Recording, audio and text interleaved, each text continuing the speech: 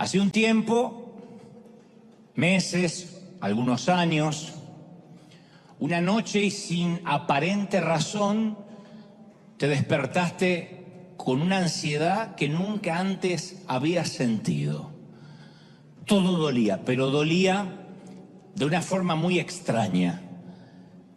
Recuerda que cuando comenzó fue una sensación como de malestar, de inquietud, una especie de inquietud, pero que después se transformó en algo omnipresente, que te acompaña donde vayas, se queda contigo, hagas lo que hagas.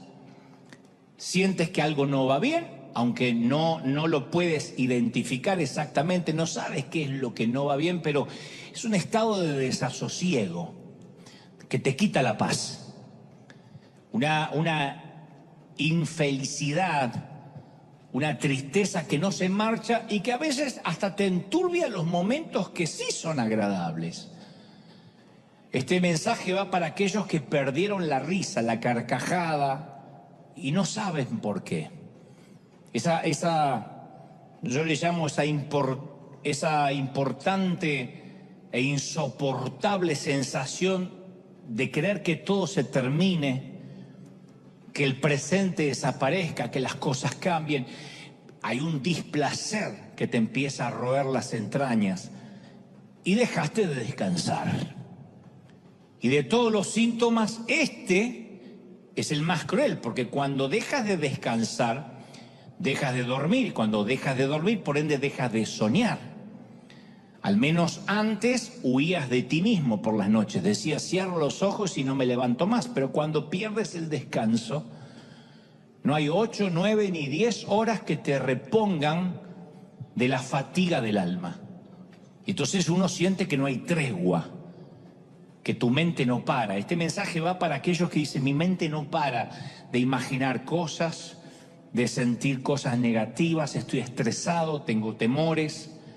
Y no puedes desconectarte de tus propios pensamientos, que es lo más difícil. No logras escapar de ese extraño malestar.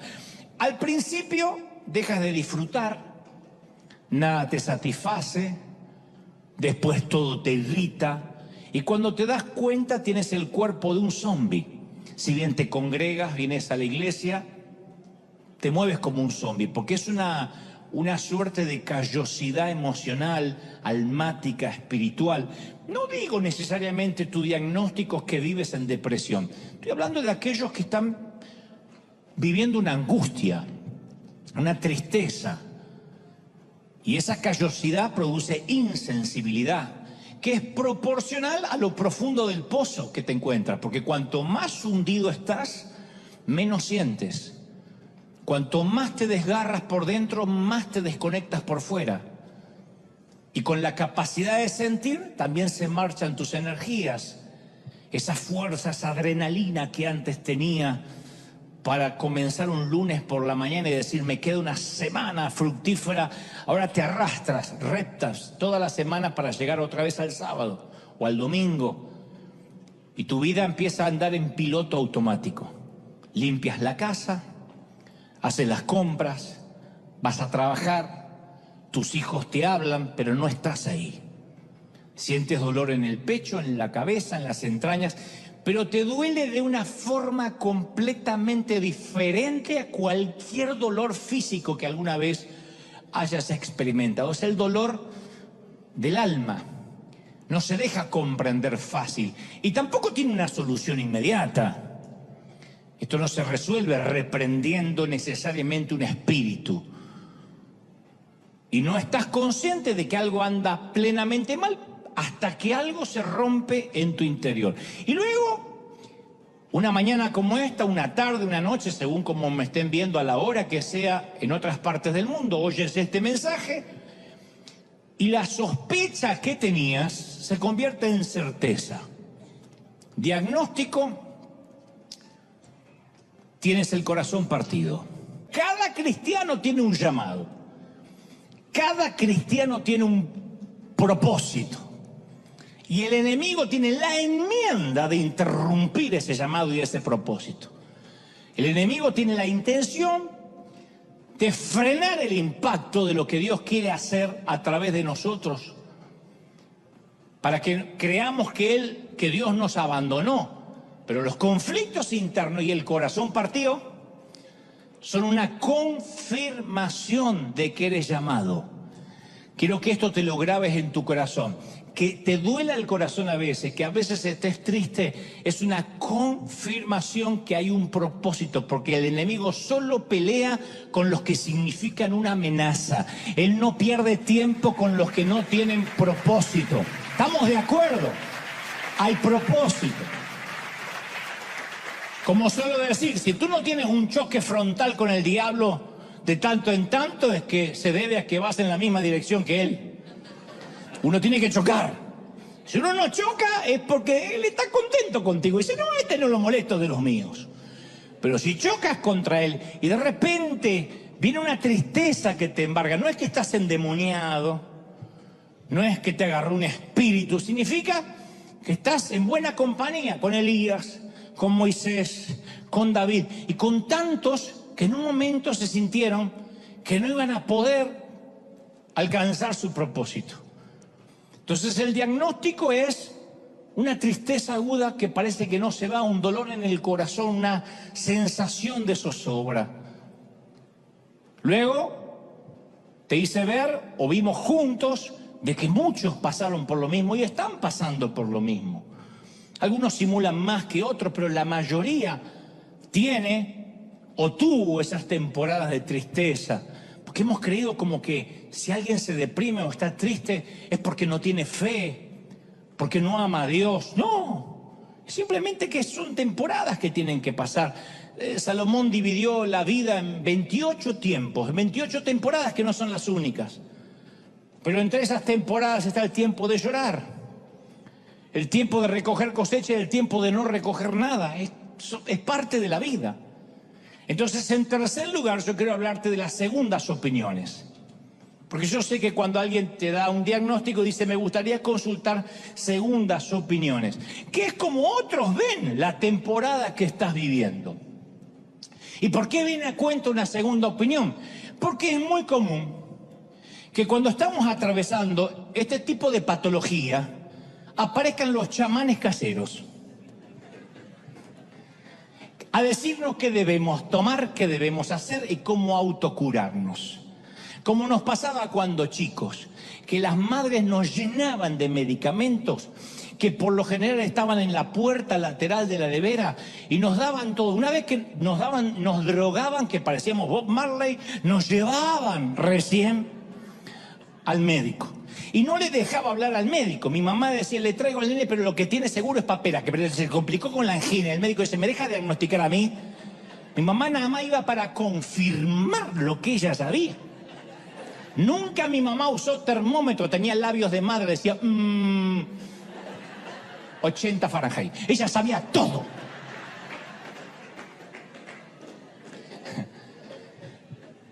Cuando se trata de una mamá lo tomamos con cariño. Cuando se trata de chamanes caseros respecto a lo que estamos viviendo nos lastiman. Porque yo he escuchado a muchos líderes cristianos diciendo, ¿sabían que en tal país vino un terremoto o un tsunami? Y eso fue porque viven bajo la maldición de la idolatría. Y por eso Dios mandó un tsunami. Pero casi no murieron cristianos. Soslayando la vaga idea que si de casualidad se murió o algún cristiano en la catástrofe es porque algo habrá hecho para estar al mismo nivel que los paganos idólatras vulnerables. Una presunción casi ridícula, es como pensar que en el 9/11, en el atentado de las Torres, solo murieron impíos. Eso es como decir que si un cristiano murió de COVID es porque estaba en pecado o no diezmaba. Por ahí por lo último puede ser, pero no. No, es chiste. De hecho, por el COVID han fallecido piadosos hombres de Dios. Y también por cáncer. Y por tumores. Y hasta por accidentes. De otro modo, ¿qué quedaría para aquellas tragedias que involucran misioneros cristianos junto a sus familias? Conozco misioneros muy queridos cuyos hijos se han contaminado y han muerto por la radiación de Chernóbil. O sea, la fe en Dios no es un seguro contra tragedias. Pero la gente de la iglesia, que aquí entran las segundas opiniones, no ayuda, no ayudamos, porque no entienden la mayoría, ni les enseñaron a entenderlo. Entonces cuando estás triste no quieres contarlo porque lo primero que te dicen es que te pongas a orar, o que te pongas a cantar o a reprender, que está bien, tenemos que orar. Pero a veces te dicen, no, tienes que reprender, tienes que decir y repetir tal oración, tienes que bañarte y leer la Biblia. Pero nadie va a convencerte que te van a dejar de doler los golpes, menos cuando estás en medio de una paliza. Solo quieres una tregua, que los golpes cesen. El tema es que no somos impermeables a los prejuicios de los demás cristianos y no deja de afectarnos esa mirada ajena cuando estamos pasando por algún periodo depresivo. Si se sabe que recibiste un diagnóstico de salud mental o tomas pastillas, seguro que estás con un pecado oculto o endemoniado. Entonces no pides ayuda porque te espanta ser juzgado y diagnosticado. Los prejuicios evangélicos a veces son un gravísimo problema sanitario. Y lo peor, casi nadie nos predica sobre esto. Yo he tenido momentos de tristeza donde me hacían repetir frases ridículas y pretendían creer que mi tristeza se iba a ir por la mañana o pasando al altar. Reprendo la tristeza. No era así. Lo que es peor, te enfermas, llegas al hospital y ¿quiénes llegan? Los traficantes de culpa. Que son peores que Pablo Escobar resucitado. Los traficantes de culpa. Que te dicen, como una vez conté, algo habrás hecho para que estés aquí. Capaz que por algún pecado que no confesaste. O te acusan, no habrás orado lo suficiente. O te dicen, la frase tan dolorosa, te está faltando fe. Y lo peor es cuando te lo dice un pastor. Esto te está pasando por haber salido de mi cobertura. Te quitó la cobertura de chocolate y te fregaste. La vida es una jungla con algunos claros de tanto en tanto que hay que saber aprovechar. Aprovecha mientras tus chicos sean chiquitos, aprovéchalos cuando son adolescentes, aprovecha los años altos. Hay momentos que no van a regresar. La vida son batallas, según lo que dijo el Señor, todo el tiempo con algunas treguas, unos momentos para meterte en la trinchera y en medio del barro, de las granadas enemigas que explotan alrededor, tratar de comer una barra de chocolate, tomar aliento para continuar la guerra. Eso es la vida. Yo sé que acá no hay muchos amén, ni mucha gente empoderada, pero es la vida. Sin embargo, uno de los peligros de la marea baja, de esos momentos de oasis, es que podemos comenzar a pensar que nos lo hemos ganado. Que esos días de sol son un reflejo de nuestra sana doctrina, de nuestra madurez espiritual. Yo tengo esta familia perfecta porque yo oro. Yo tengo un trabajo ideal porque yo tengo una doctrina verdadera. Y ahí podemos empezar a juzgar a aquellos que no están viviendo mareas bajas. Juzgamos a los que viven días de tormenta. Por eso los que viven días de tormenta no quieren hablar. Porque cuando nosotros tenemos un momentito de tranquilidad, empezamos a juzgar a la familia que tiene problemas, a la familia cristiana que tiene problemas con los hijos. Pero fíjate, esos padres cristianos, si fueran verdaderos cristianos, el hijo no andaría haciendo esas babosadas. Fíjate lo que es la hija, parece una loca. No parece una hija de cristiano. Es Lady Gaga. Y cuando eso pasa, estamos criticando porque nos sentimos con la autoridad para hacerlo. Fíjate que el matrimonio que está en crisis, ¿cómo puede ser que no tengan a Dios? ¿Cómo aquel puede vivir enfermo los años que viene a la iglesia y siempre enfermo? Y entonces nuestra vida espiritual, la nuestra, se empieza a volver rutina. En ese tiempo que no tenemos ninguna crisis seria, que vivimos señalando al resto, tampoco tenemos grandes avances, ¿eh? Empezamos a tener una vida de iglesia mecánica. Entonces cuando llegan los primeros problemas nos sorprende, porque nuestra respuesta es preocuparnos en lugar de confiar y orar. Y ahí es cuando los chicos de ahora derraman comida sobre la alfombra blanca y no somos tan ecuánimes. Explotamos, hacemos un escándalo. ¡Alfombra! ¡Te voy a reventar! Y la misma mamá que se reía, o el mismo papá que hace un mes estaba nice. Hay un renglón fascinante en 1 Samuel que describe la condición de Israel en los días finales de los jueces y dice que muchos de los hechos que el pueblo había visto de la mano de Dios ahora eran historia. El faraón había sido derrotado hace mucho tiempo atrás, los 10 mandamientos eran noticias viejas, el maná era un artículo para coleccionistas, la era emocionante de Moisés y Josué quedó para los libros de historia, y el pueblo se estableció en la tierra prometida. Y el escritor describe el clima espiritual en estas palabras. Dice, en esos tiempos no era común oír la palabra del Señor. No era común, no dice que era inexistente, no era común. Se acostumbraron. El pueblo no está en un estado de rebelión seria, en pecado. El tabernáculo sigue abierto para la adoración. Algunos elevan oraciones, todavía se hacen sacrificios, pero lo sagrado se volvió tedioso, común, ordinario. Aceptaron la vida espiritual en modo automático. Yo ya soy cristiano porque los domingos me congrego. Y cuando uno tiene ese desorden de déficit espiritual, cuando uno deja de orar, deja de buscar a Dios y cree que en modo automático va a seguir siendo hijo de Dios, Dios tiene que irrumpir. Y tiene que decir, tengo en tu contra, como le dijo a Éfeso, que has abandonado tu primer amor. Tengo en tu contra que ya no estás enamorado de mí como antes. Ya no me lo vienes a decir. Tengo en tu contra que te acostumbraste. Entonces, ¿por qué Dios no nos da marea baja los 7 días de la semana, los 365 días del año? Porque Dios quiere enseñarnos que en esas temporadas de tormenta y de angustia son las oportunidades para que crezcamos, para que dependamos de Dios. El no saber qué va a pasar no significa que estemos condenados de por vida a la ansiedad.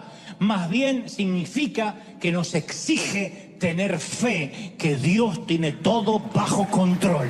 ¡Aleluya! Fe de que Él tiene la solución. Ahora, si estás buscando certidumbre, saber todo, está fregado. Pero no por una cuestión de si eres cristiano o no, porque para todo, de este lado del sol, puedes andar por fe, no puedes andar por vista. ¿Quién de acá tiene la vida asegurada? Podrás tener seguro de vida, que no sé por qué le llaman seguro de vida, porque para cobrarlo hay que morirse, es seguro de muerte.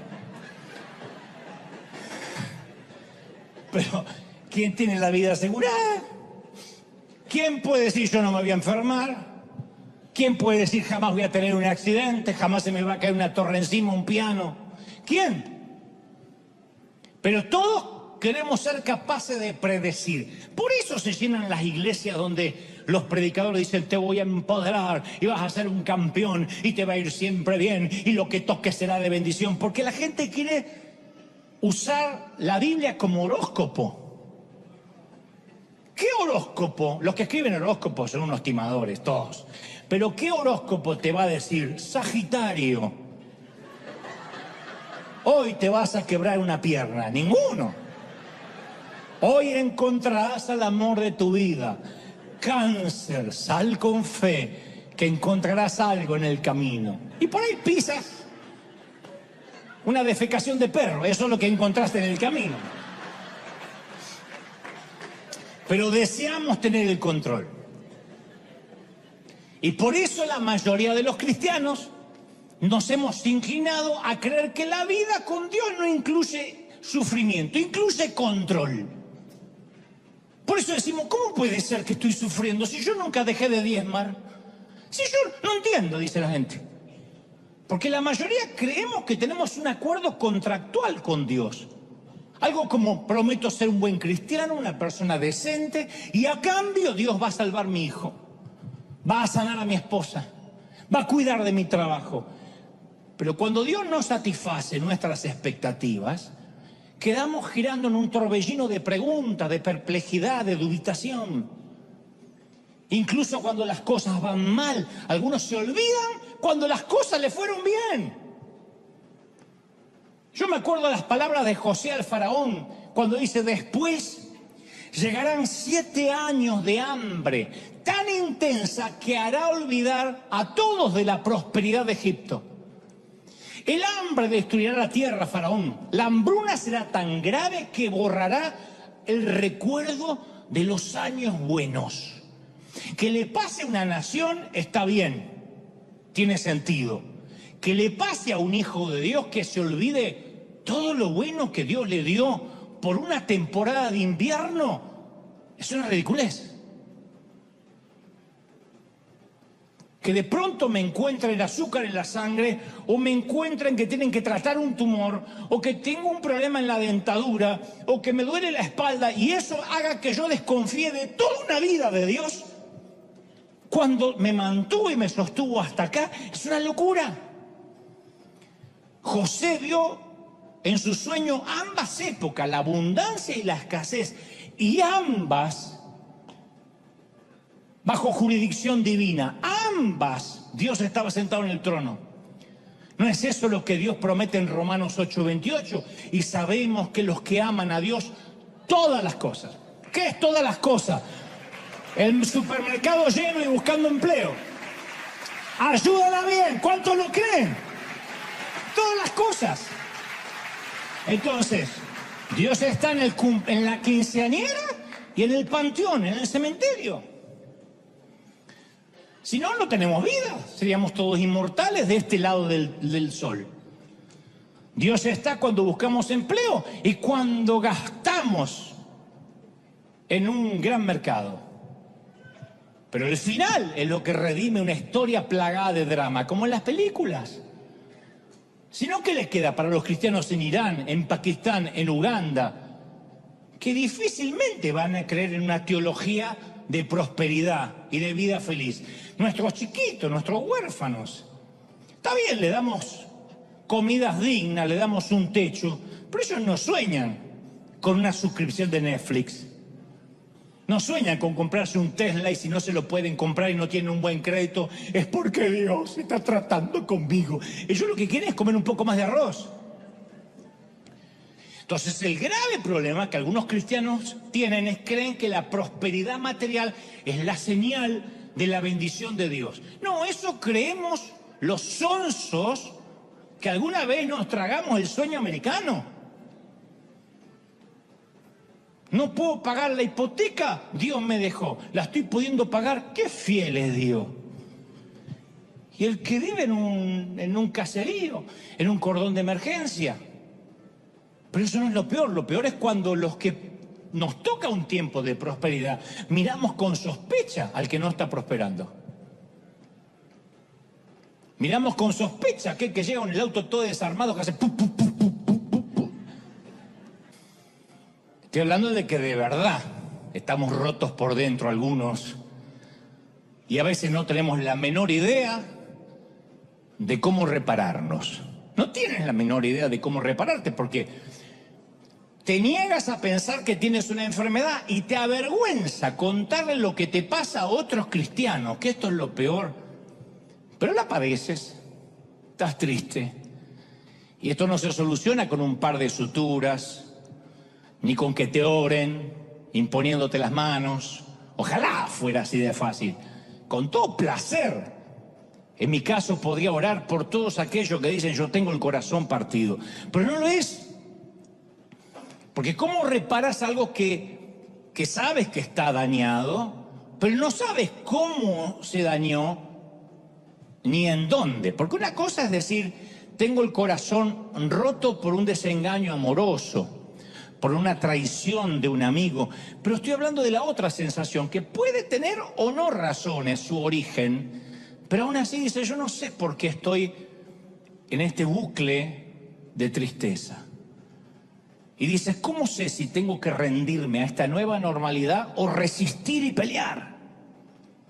Porque a veces se siente como que estuviésemos condenados a vivir con nosotros mismos, cuando sabemos que nuestra mente es nuestra peor enemiga, la que continuamente cuando queremos descansar no nos da tregua. Y es un camino que termina siendo un sendero de oscuridad, sin señales, sin vistas panorámicas, sin destino claro, y un nubarrón gris que pulula nuestro cielo. Y no hay prótesis para un corazón que se ha hecho añicos. Ojalá también la hubiera. Pero hay un momento en que solo deseas una noche de sueño. Estoy hablándole a los que dicen, yo deseo una noche seguida de sueño, sin interrupciones. Y lo que es mejor, que por la mañana tenga ganas de levantarme. Como cuando parecía que todo era feliz, como cuando saltabas de la cama, porque te puedes mudar, puedes cambiar de empleo, puedes cambiar de cónyuge, incluso de iglesia, pero a veces esa nube oscura no cambia, porque con el tiempo define tu cielo, define la forma en que vives, y es una agonía casi a nivel arterial. Literalmente, el síndrome del corazón partido existe. Es casi una presión arterial. Uno siente que está viviendo un invierno acerbo, áspero, interminable, como si nos hubiésemos mudado a la Antártida. Entonces, para todos esos que ahora se identifican con esta diagnosis, con este diagnóstico, va este mensaje. En segundo lugar, quiero hablarte acerca de los antecedentes en otros pacientes. Porque cuando uno tiene esta tristeza que no se va, uno tiende a pensar la falacia, la mentira, que uno es el primero. Pero no eres ni el primero ni el último. Lo que tienes es una condición humana, estás atravesando una temporada difícil, y esas temporadas difíciles, esos inviernos no respetan la estatura espiritual de nadie. Muchísimos cristianos, héroes, íntegros, piadosos, han sufrido el síndrome del corazón roto.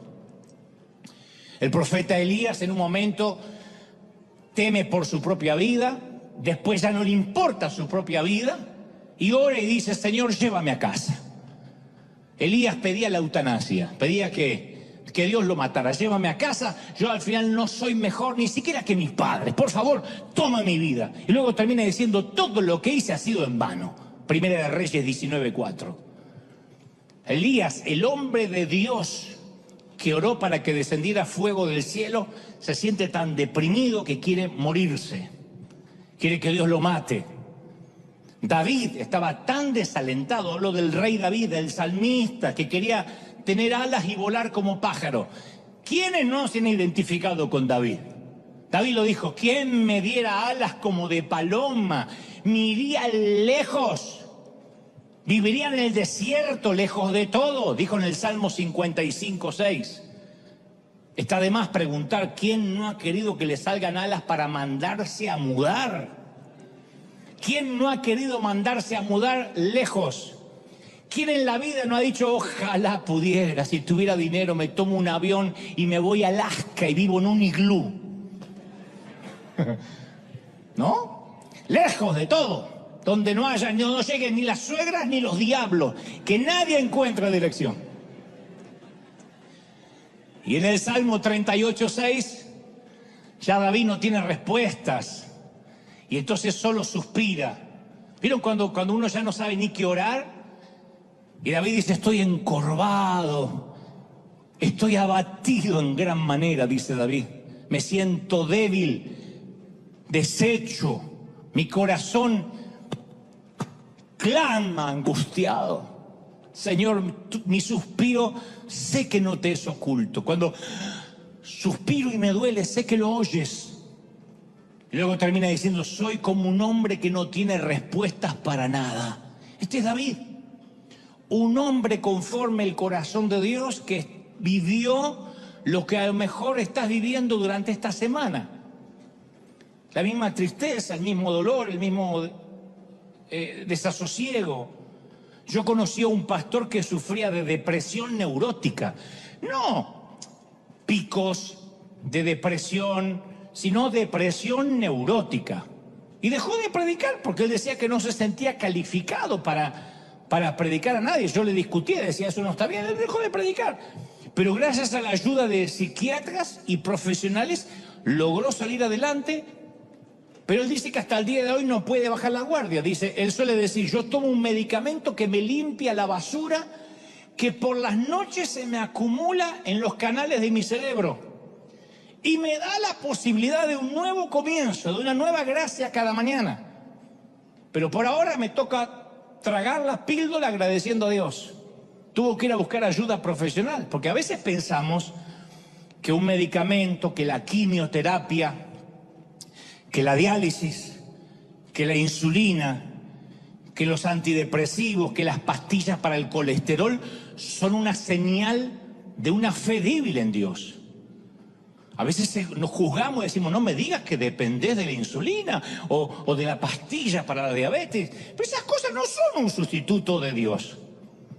Porque también están los doctores a los que Dios le da la sabiduría para que hacen la sinapsis y estudian los neurotransmisores cerebrales para que funcionen bien. En Lucas 13 le preguntan a Jesús acerca de dos acontecimientos de actualidad que se ve que era la discusión local del momento. Uno era un hecho en el cual unos soldados romanos asesinaron a miembros de una minoría religiosa. El otro hecho fue un accidente que se desplomó una torre en los tiempos de Jesús y se desplomó y mató 18 personas. Habían salido seguramente en el periódico local, en el Jerusalem Post. Y aquellos judíos del siglo I le preguntan a Jesús acerca de lo que hoy vendrá a ser el equivalente. ¿Por qué los cristianos se mueren de COVID? ¿O por qué se mueren de cáncer? ¿O por qué niños, hijos de cristianos, a veces tienen un accidente? ¿O se enferman? Y la respuesta de Jesús, que relata Lucas 13, es brillante. Él dice, ¿ustedes piensan que esos galileos, por haber sufrido así, están hablando de los que fueron asesinados por los romanos y aquellos que murieron bajo el desplome de una torre? Dice, ¿ustedes creen que esos que murieron, esos galileos, eran más pecadores que todos los demás? No, les digo que no. ¿O piensan que aquellos 18 que fueron aplastados por la torre de Siloé eran más culpables que todos los demás habitantes de Jerusalén? Les digo que no, dice Jesús.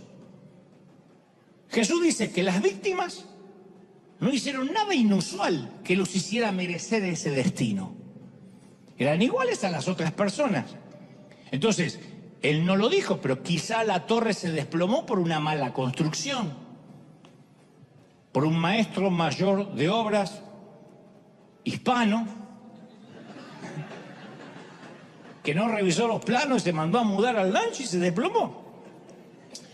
Entonces, Dios se vale de ambas tragedias para señalar dos verdades eternas. A menos, dice, que se arrepientan, todos morirán igualmente.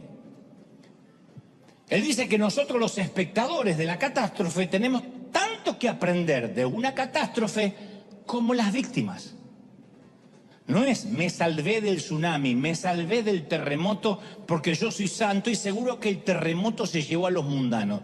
Una tragedia debe alertarnos que estemos preparados para el caso que seamos las próximas víctimas de un derrumbe de una torre, de un acto de terrorismo, de un infarto, de un virus o de un resfrío mal curado.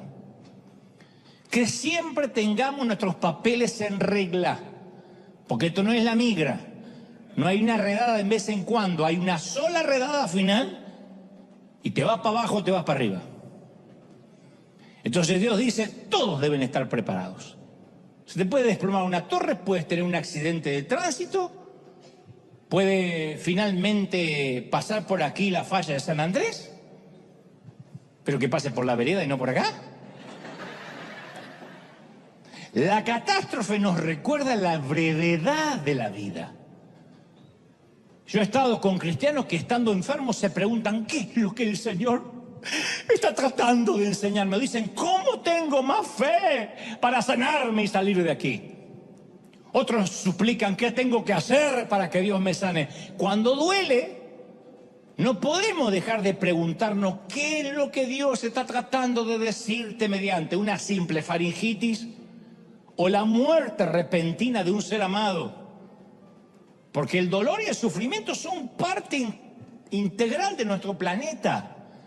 Y los cristianos no estamos exentos. ¿Se acuerdan? En el mundo tendréis, ¿qué? Aflicción. Él nunca nos prometió un seguro contra enfermedades, tragedias. A veces sabemos que nos enfermamos. ¿Por qué? A ver, también está eso, poco ejercicio. Toda una vida con mala dieta, comiendo carbohidratos, grasa, fritura. Y te vas al cielo disparado como flatulencia de buzo. O a veces es algo hereditario. A veces es un germen.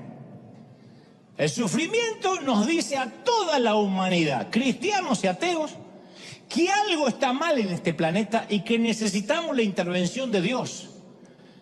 Pero es peligroso y ni siquiera es bíblico que te tortures tratando de encontrar el mensaje de Dios en tu dolor. ¿Qué Dios me quiere decir? Bueno, a lo mejor puede ser algo tan sencillo como afloja con las hamburguesas. Sí. Deja de tener una vida sedentaria. No prometas todos los fines de año ir al gimnasio para solo después pasar por la puerta. Haz algo con tu vida. Y a veces simplemente que es la vida. Entonces, quiero que sepamos y tengamos en claro que las segundas opiniones, generalmente de creyente que dice, por algo estás hecho, por algo te pasa, es que cuando te fuiste de la cobertura, cuando te cambiaste de iglesia, cuando dejaste de diezmar, Dios no es un Dios que te va a mandar un castigo adrede, que a lo mejor ni siquiera sabes por qué es. ¿Qué pasaría si nuestro niño un día está jugando, tranquila, plácidamente, y venimos por atrás y ¡pah! Le damos una paliza? Sin razón aparente, o para que esté pegado para el futuro. Y el nene dice, ¿por qué me está pegando? Y no sabe las razones. ¿Qué hacemos? Produciríamos hijos neuróticos. Un hijo que no crece bien psicológicamente porque no sabe a qué es el castigo. Entonces, cuando uno trata de ver cuál es el castigo, es un error, es una falacia. Entonces, en cuarto lugar, voy a diagnosticarte la patología. Pues yo primero hablé de los síntomas, pero la patología en sí misma a lo mejor es más sencillo de lo que creemos. Yo sé que sientes el corazón roto, eso es lo que sentimos, el corazón partido. Y a veces la causa de estos patógenos es que vivimos en un mundo, insisto, con leyes establecidas, como todos los demás. Y en nuestro ámbito cristiano hay dos grandes errores. El primer gran error es cuando, insisto, atribuimos todo el sufrimiento a Dios y lo consideramos como un castigo. Si vives así vas a vivir amargado. Nadie nos queremos ni siquiera resfriar. No queremos que nuestro hijo tenga fiebre. Pero ¿qué padre no tuvo un hijo con fiebre? Y si vas a decir, ¿por qué Dios permite la fiebre? Porque es niño, porque la fiebre existe y porque se tiene que afiebrar. Y porque a lo mejor, como decían las viejas de antes, ahí es cuando crece. ¿Qué sé yo? Pero es parte de la vida. No es un castigo de Dios. El segundo error consiste justamente en creer lo opuesto. Es suponer que una vida con Dios nunca va a incluir el sufrimiento. Y si sufres, como te dije, algo habrás hecho. Justo cuando necesitas fuerzas y esperanza para combatir la tristeza, llegan algunos traficantes de culpa y te ofrecen, como te dije, una dosis helada de más carga. Y cuando el corazón duele, ya tienes tus propias dudas. Porque el sufrimiento, ¿qué hace? Nos lleva a cuestionar nuestro sistema de creencias, nuestras convicciones más íntimas. Y yo quiero que te grabes esto. Esto te va a empezar a sanar ahora mismo. Dios ve todo. Dios ve todo. Dios ve tu dolor desde que empezó. Como te dije hace un par de domingos, estás en un ambiente controlado, lo creas o no. Dios dijo en Éxodo 3:7, ciertamente yo he visto la opresión que sufre mi pueblo en Egipto. Los he escuchado quejarse de sus capataces. Conozco sus penurias. Yo creo que Moisés estalló en llanto cuando oyó estas palabras. Porque el Creador estaba conmovido. Dijo, yo he visto, yo los he oído llorar. Y yo quiero que tomes esa palabra logos y la hagas un rema, una palabra puntual para ti. Dios me ha visto llorar por las noches. Dios me ha visto que no puedo dormir. Desde que empezó, Él está observando. Él lo vio. ¿Lo crees de verdad? Él lo vio. Lo ve. Sabe que algo te agobia. Y no sé que sea una larga enfermedad, una quiebra, un sufrimiento en la familia, confusión en cuanto a tu carrera, depresión inexplicable, una terrible pérdida, una ruptura. Yo quiero que hagas una pausa por un momento y oigas estas palabras que el Creador susurra a tu oído. No te angusties. Yo he visto tu corazón. Yo he visto tu corazón partido. Te he oído por las noches. Te he visto cuando te tiras a orar y no sabes qué decirme. Pero confía en mí. Yo sé lo que estás pasando y te doy mi palabra que me importas. Y me importas mucho y no voy a soltarte. Te estoy viendo, te estoy observando. No te voy a dejar. ¿Cómo te ama el Señor? ¡Aleluya! Tampoco la fe nos equipara, nos equipa y nos pone mágicamente dentro de un traje espacial herméticamente sellado, libre de gérmenes, para protegernos contra los peligros de la tierra. Porque eso nos impediría identificarnos con el mundo. ¿Cómo vamos a predicarle al mundo si nosotros no tenemos dolor ni sufrimos nada? Nuestros hijos son perfectos, nuestros cónyuges son perfectos, tenemos los matrimonios ideales, tenemos las mejores hipotecas, los mejores créditos, así cualquiera predica. No. Ese es un lujo que Dios no le permitió ni a su propio hijo. Sostener la idea que convertirnos en cristianos nos garantizará salud, prosperidad, es una falacia, es un embuste. Que quiero que seas próspero, claro, y yo también quiero. Que quiero estar sano, lo intento, trato, me cuido, oro. Pero no estoy exento a que una enfermedad llegue a mi cuerpo y algún día esa enfermedad crezca, sea gigante y sea el motivo de mi partida. De algún modo me tendré que ir. Y en quinto y último lugar, en los últimos minutos, quiero recetarte la terapia. Porque es más sencilla de lo que creemos. Es más sencilla de lo que podrían hablarnos por horas. Es vital que sepas que la profundidad del valle es una promesa de la altura de la bendición que está por venir. El camino de un valle oscuro siempre nos lleva a una escena elevada. Un lugar donde Dios nos va a bendecir, si no, no te permitiría que estés en un proceso. Los valles, ¿sabes por qué se define un valle? Por los montes que rodean el valle. Y es posible que ahora nos toque una temporada de valle, pero los valles no serían valles si no hubiese montaña que rodean el valle. Entonces nosotros a veces señalamos a nuestro hijo enfermo o con problemas, o a los papeles de divorcio, o a las muletas, o a las hambrunas, y decimos, esto no tiene sentido.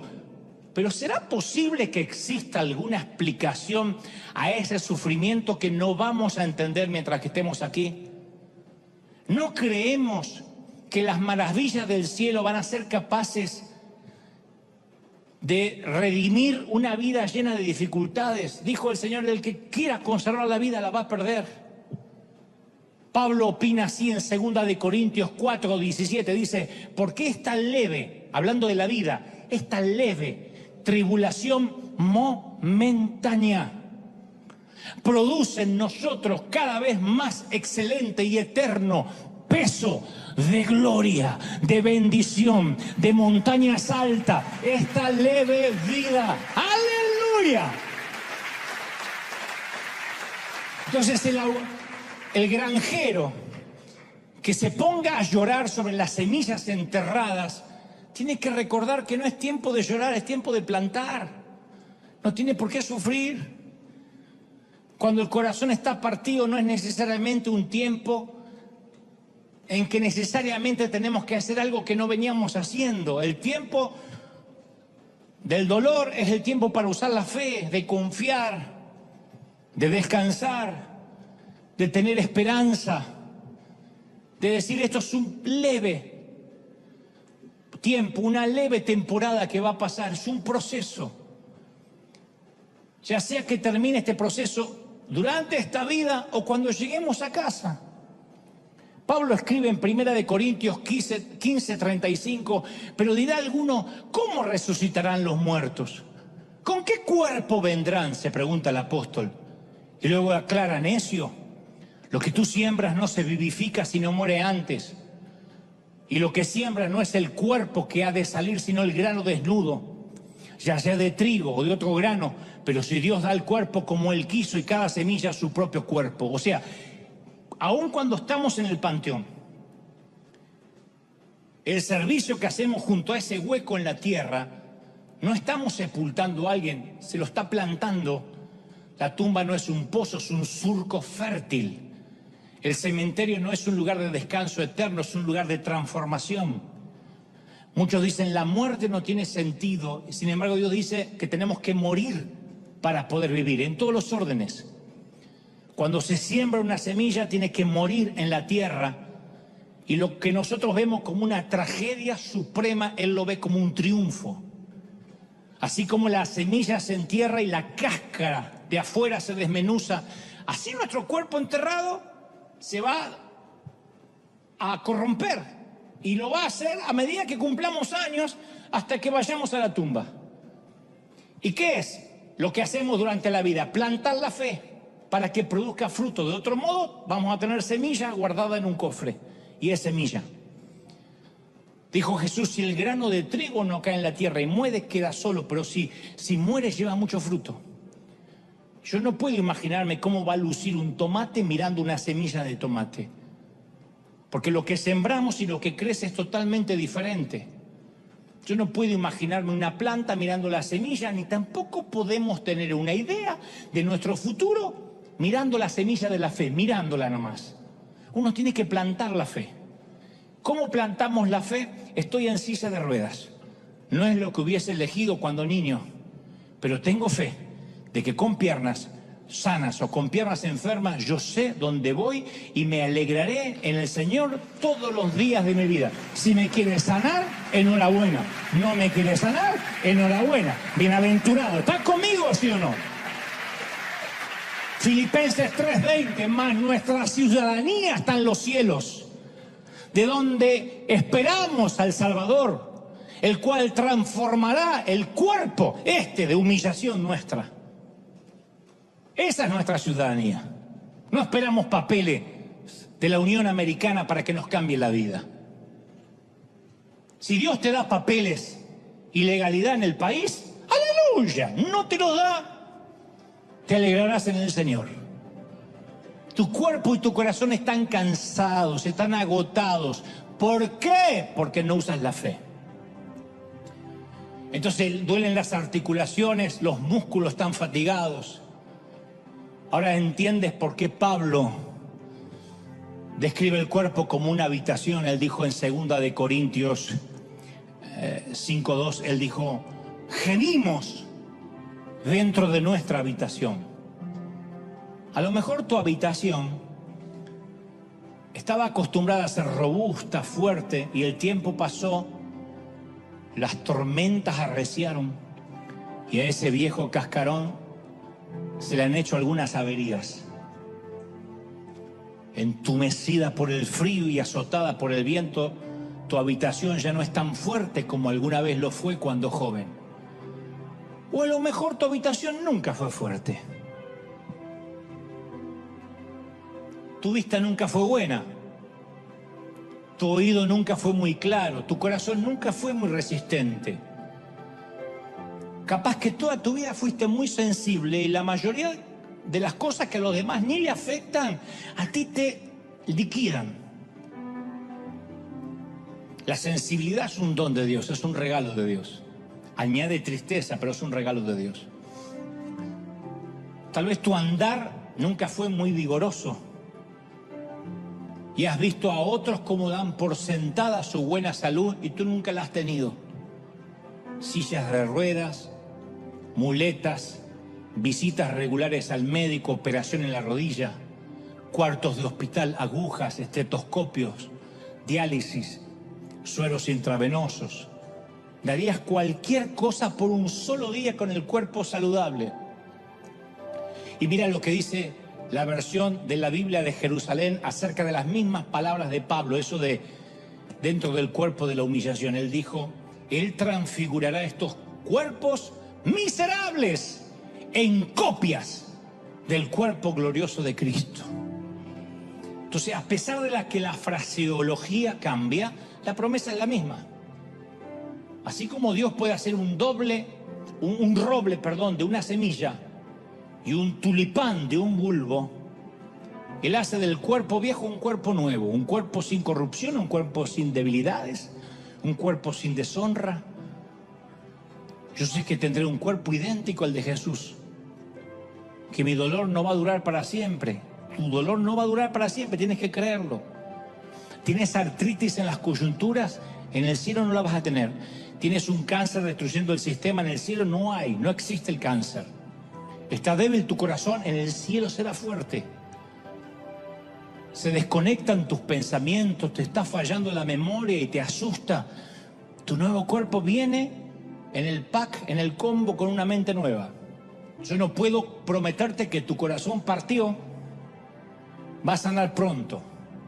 Tampoco te puedo prometer se va a recuperar del todo de este lado de la eternidad. Pero te doy mi palabra de honor que lo que ahora está torcido va a ser enderezado.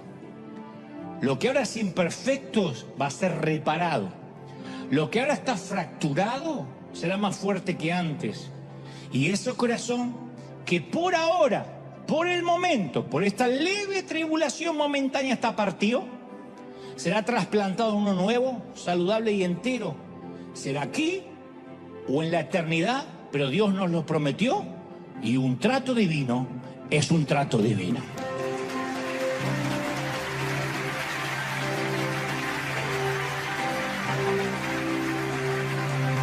Dale un aplauso al Rey, dale un aplauso al Rey. Celebra al Rey de Reyes.